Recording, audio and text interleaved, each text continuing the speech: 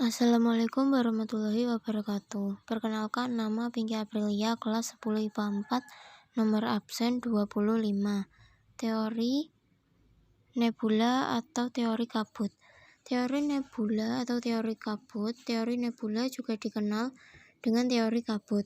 Teori ini dicetuskan oleh dua orang ahli, yakni Immanuel Kant dan Pierre-Simon de Laplace.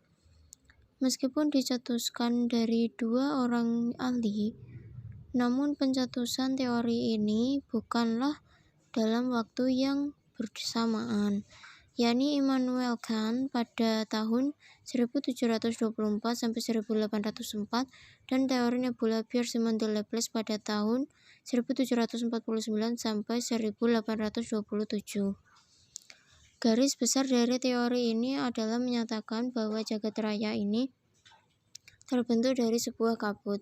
Kabut tersebut sangat panas. Pada suatu saat, kabut itu akan memadat di bagian tengahnya sehingga terciptalah matahari.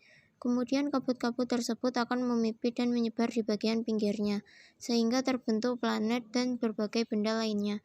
Namun untuk mengetahui lebih jelas paparan dari teori ini, sebaiknya dipaparkan dari satu persatu pendapatan dari kedua tokoh yang memaparkannya tersebut. 1. Teori nebula Immanuel Kant.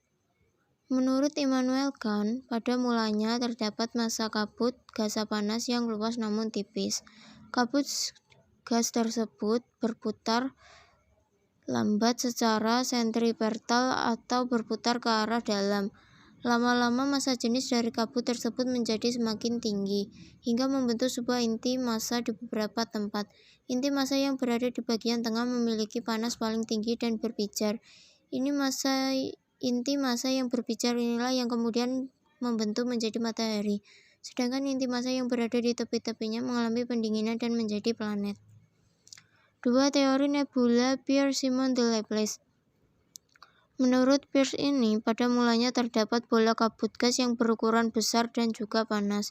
Bola gas tersebut berputar secara cepat, secara sentrifugal atau ke arah luar. Karena berputaran cepat itulah sebagian materi bola gas tersebut terlempar ke sekelilingnya. Materi gas yang terlempar tersebut lama-kelamaan akan mendingin dengan sendirinya sehingga akhirnya membentuk planet. Sementara bola gas yang awal akan panas dan berpijar dalam bentuk tersebut akan menjadi matahari. Itulah beberapa paparan dari teori nebula yang dikemukakan oleh dua ahli yang berbeda. Pada dasarnya keduanya mempunyai pemikiran yang sama, hanya saja di berbagai titik keduanya bertentangan. Kelebihan dari teori nebula adalah teori ini berhasil mengemukakan bahwa tata surya ini datar.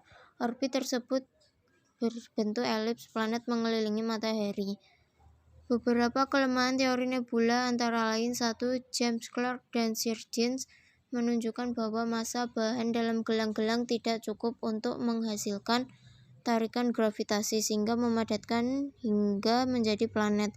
2. Moulton menyertakan bahwa teori kabut tidak memenuhi syarat bahwa yang memiliki momentum sudut paling besar haruslah planet, bukan matahari. Sekian dari saya.